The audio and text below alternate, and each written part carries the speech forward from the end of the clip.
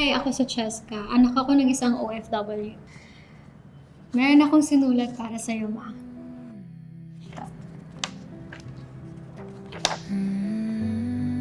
Sabi nila, meron daw multiverse kung saan iba ang reality natin.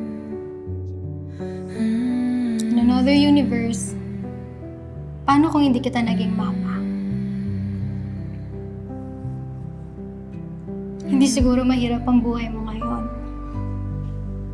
Siguro may sikat na restaurant ka na sa mga mall, o baka nga sikat na lawyer ka pa. Sa ibang universe, baka mas masaya ka.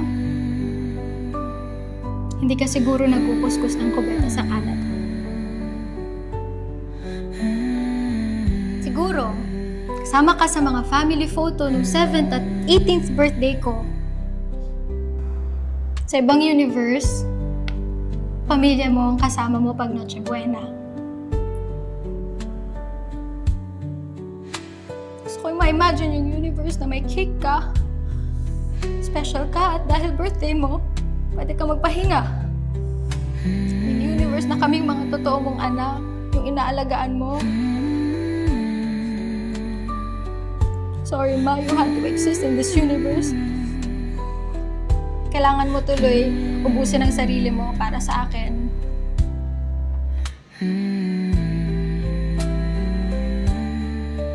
Pero sa lahat ng universe na pwedeng mag-exist, alam kong palagi mo pipiliin na maging anak ako.